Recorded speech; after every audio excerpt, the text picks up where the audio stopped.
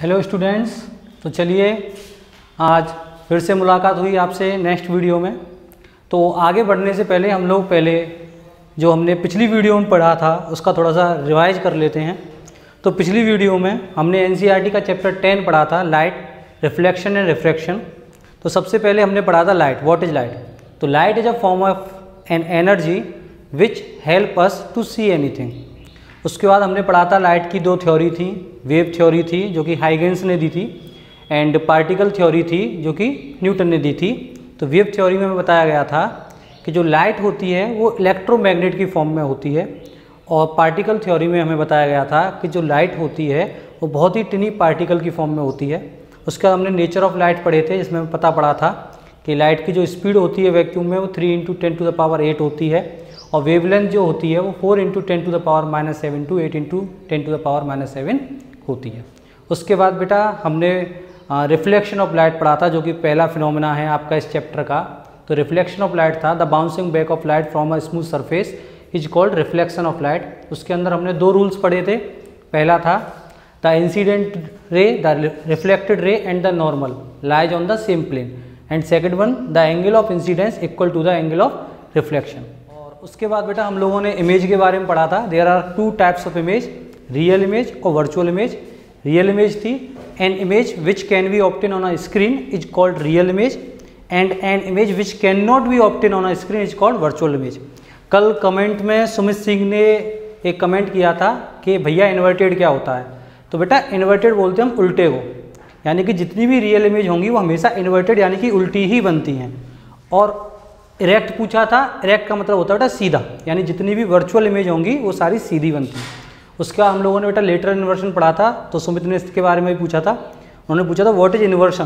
तो इन्वर्शन का मतलब भी बेटा व्युत्क्रम, प्रतिलोम या उल्टा होता है। जैसा कि आपने डेफिनेशन पढ़ा कि इमेज और ऑब्जेक्ट के अंदर अगर ऑब्जेक्ट का लेफ्ट हैंड है तो इमेज का राइट हैंड होगा, और अगर इमेज का राइट हैंड है या ऑब्जेक्ट का राइट हैंड है तो इमेज का लेफ्ट हैंड होगा, यानी कि एक दूसरे के उल्टे होते हैं। That is called lateral inversion. उसके बाद बेटा हमने प्लेन मिरर के द्वारा इमेज के फॉर्मेशन पढ़े थे। पहला था जो साइज ऑब्जेक्ट का होगा वही इमेज का होगा। दूसरा था कि जितनी डिस्टेंस पे ऑब्जेक्ट रखा हुआ होगा उतनी ही डिस्टेंस पे उसकी इमेज बनेगी, लेकिन बिहाइंड द मिरर। तीसरी बात थी उसमें वर्चुअल इमेज बनती है, और अभी आपको बताया था कि वर्चुअल का मतलब क्या होता है, जहाँ पे वर्चुअल होगी वहाँ पे इरेक्ट भी होगी। चलिए आज हम लोग आगे बढ़ते हैं और अब आते हैं अपने एनसीईआरटी के मेन टॉपिक पे, दैट इज स्फेरिकल मिरर।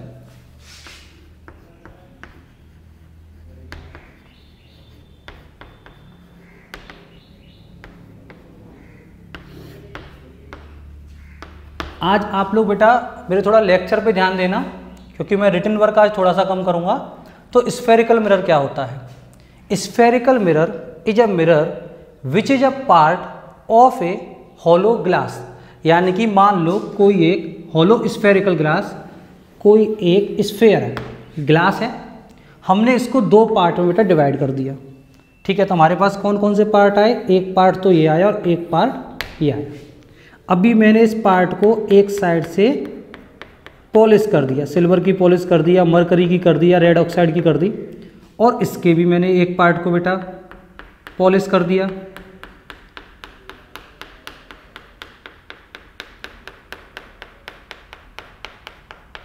तो देखिए, अगर मान लो कोई एक लाइट रे आती है तो वो यहाँ से टकराएगी। तो जब लाइट रे किसी भी मिरर के आउटवार्ड से रिफ्लेक्ट हो, कहाँ से? आउटवार्ड से, उसको हम क्या बोलते हैं? कॉन्वेक्स बोलते हैं, कॉन्वेक्स मिरर। और जब कभी भी कोई एक लाइट रे उसके अंदर से, इनवार्ड से रिफ्लेक्टेड हो, उनको हम बोलते हैं कॉनकेव मिरर। जैसे कि इसके नाम से ही पता पड़ रहा है, कॉनकेव, केव का मतलब क्या होता है? गुफा। तो जहाँ पे लाइट रे अंदर की साइड जाए that is called what? Concave mirror. तो डेफिनेशन कैसे लिखेंगे? अब spherical mirror in which the reflected area is outward is called convex, and a spherical mirror whose reflected area is inward is called concave mirror. ठीक है, अब इसके बाद हम लोगों को पढ़ना है some definition related to concave and convex mirror.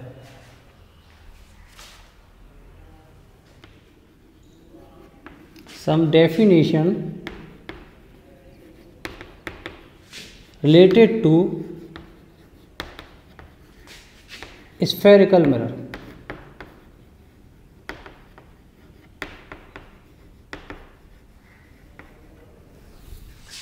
तो देखिए बेटा, सबसे पहले हम लोग क्या करेंगे, मान लीजिए हमारे पास कोई एक स्फेरिकल मिरर है,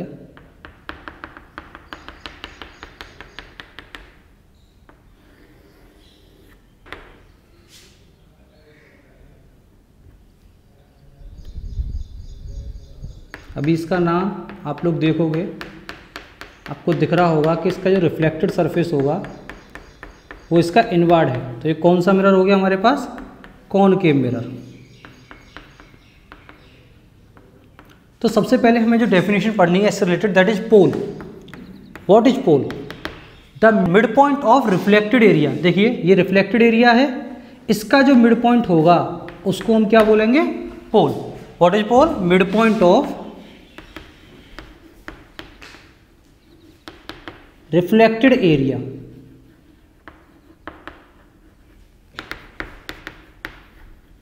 ठीक है, और इसको हम डिनोट करते हैं कैपिटल P से। ठीक है, उसके बाद नेक्स्ट है बेटा हमारी centre of curvature. Centre of curvature क्या होता है? तो अभी आपको पता पड़ा जो ये कॉनकेव या कॉन्वेक्स मिरर होंगे वो एक स्फेरिकल मिरर का पार्ट होते हैं।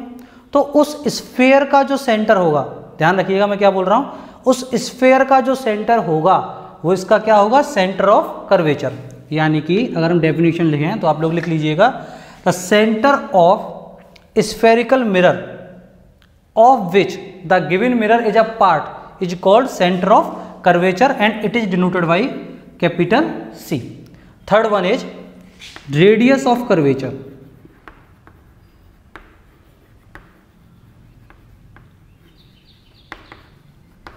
रेडियस ऑफ कर्वेचर की बेटा बात करते हैं, the distance between, suppose that it is centre of curvature, the distance between pole and centre of curvature, the distance between pole and centre of curvature is called radius of curvature and it is denoted by R। फिर से, the distance between pole and centre of curvature is called radius of curvature. Next one is principal axis.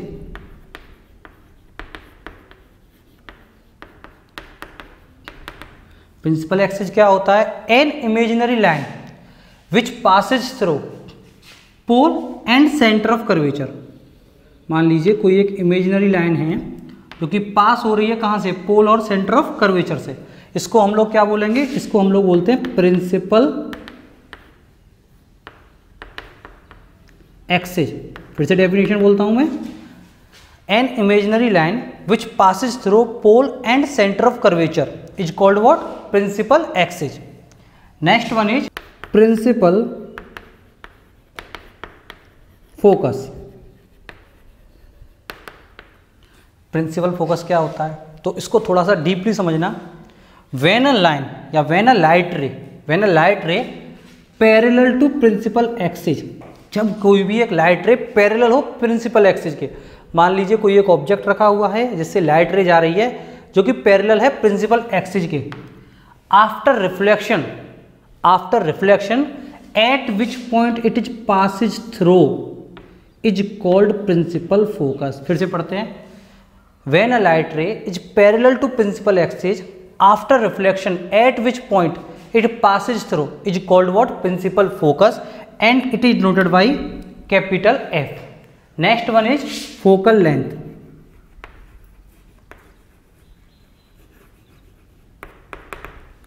Focal length, अच्छा इसमें एक चीज और, ये अभी मैं कॉनकेव के लिए बता रहा हूं, कॉन्वेक्स में ऐसा नहीं होता। ठीक है, कॉन्वेक्स में जो प्रिंसिपल फोकस होता है वो पोल के पीछे होगा, क्योंकि देखो फिगर इस तरीके से, ये आपका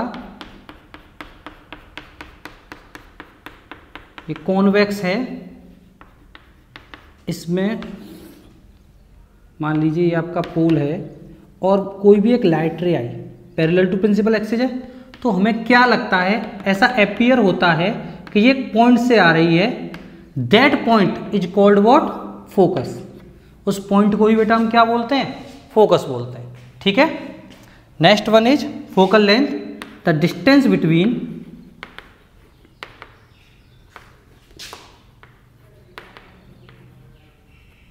पोल एंड प्रिंसिपल फोकस।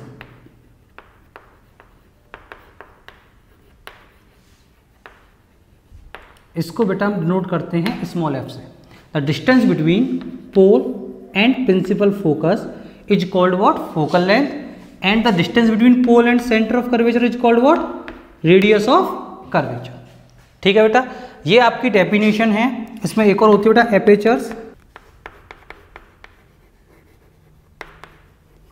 एपेचर्स क्या होता है? The diameter of reflected area. फिर से समझो, ये आपका रिफ्लेक्टेड एरिया है, इसका जो डायमीटर होगा, इसका जो डायमीटर होगा उसको हम बेटा क्या बोलते हैं? एपेचर्स बोलते हैं। ठीक है, the diameter of reflected area is called apertures. That are the definition of related to spherical mirror. ये आपके लिए बहुत इंपॉर्टेंट है क्योंकि इसी से आपकी इमेज फॉर्मेशन आएगी, और जब तक आप इनके बारे में नहीं जानोगे आप पे रे डायग्राम बनाना नहीं आएगा। तो इनको थोड़ा अच्छे से लिखिए और अच्छे से इनको समझिए। हमें पढ़ना है रूल्स फॉर इमेज ऑब्टेनिंग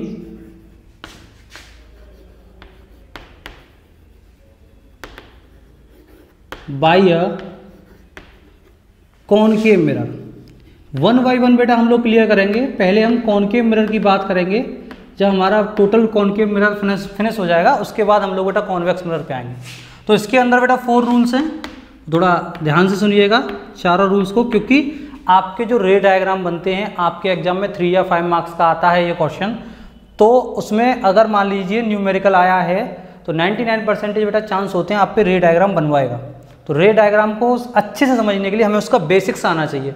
तो ये उसका बेसिक है, ये आपके अच्छे से समझ में आना चाहिए, और इस वजह से इसको आप लोग थोड़ा ध्यान से पढ़ोगे। कि मान लीजिए पहला रूल क्या है कि कोई एक कॉनकेव मिरर है। मैं फर्स्ट रूल के लिए बेटा फिगर बना रहा हूँ, बाय फिगर ही समझाऊंगा। डेफिनेशन आप लोग बाय बुक अपने आप नोट्स बनाइएगा, या फिर मैं जो बोल रहा हूँ उसको आप लोग लिख करके नोट्स बना लीजिएगा। तो पहला रूल क्या है जो हम पढ़ भी चुके हैं कि when a light ray is parallel to principal axis, ये आपका प्रिंसिपल एक्सिस है। अगर कोई लाइट रे इसके पैरेलल हो, after reflection it will passes through principal focus. फिर से सुनिए, ये फर्स्ट फिगर है आपका। When a light ray is parallel to principal axis after reflection it will passes through the principal focus. ऐसे ही बोल सकते हैं, when the incident ray is parallel to principal axis. ये आपकी इंसिडेंट रे थी। Then after reflection the reflected ray will passes through principal focus. Second one, इसी का अपोजिट कर दो।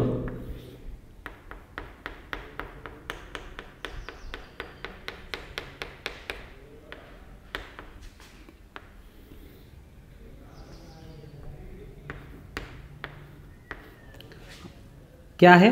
When a light ray passes through the principal focus, when a light ray passes through the principal focus after reflection it becomes parallel to principal axis. देखिए principal axis के parallel हुई कि नहीं हुई। कॉनकेव की बात कर रहे हैं बेटा, अभी कॉन्वेक्स की कोई बात नहीं चल रही। फिर से समझिए, when a light ray passes through principal focus after reflection it becomes parallel to principal axis. इसको हम ऐसे ही बोल सकते हैं, when the incident ray passes through principal focus the reflected ray becomes parallel to the principal axis. Third क्या है हमारा? ये हमारा सेकंड फिगर हो गया। थर्ड फिगर की हम लोग बात करते हैं।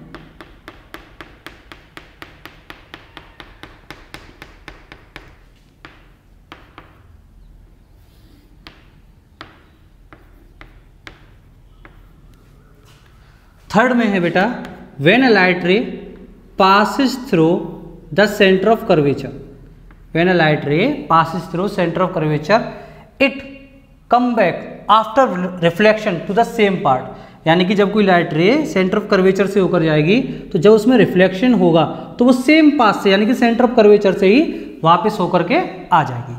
फोर्थ वन इज जो आप पढ़ चुके हो, फोर्थ वन में क्या है, सिंपल है, आपने पढ़ा था, एक लॉ पढ़ा था, the angle of incidence is equal to angle of reflection. इसका ज़्यादा यूज भी नहीं होता कि मान लीजिए कोई एक लाइट रे पोल पे जिस एंगल से आएगी वो उतने ही डिग्री का एंगल पोल से फिर दोबारा बनाएगी आफ्टर रिफ्लेक्शन, यानी कि angle of incidence is equal to angle of reflection. इस फिगर को आप लोग सीधा करिए, यानी कि इस तरीके से देखिए, मान लो ये आपका मिरर था और यहाँ पे आपका पोल हो गया, तो आपने पढ़ा था ना रिफ्लेक्शन, लॉज ऑफ रिफ्लेक्शन में, the angle of incidence is equal to angle of reflection, यानी कि angle I is equal to angle R. These four are the rules for obtaining image by concave mirror. अपने अगले video में हम लोग पढ़ेंगे कि कॉनकेव मिरर इमेज को कैसे बनाता है। अच्छे से पढ़ना, 3 मार्क्स का क्वेश्चन आएगा इसमें बोर्ड से।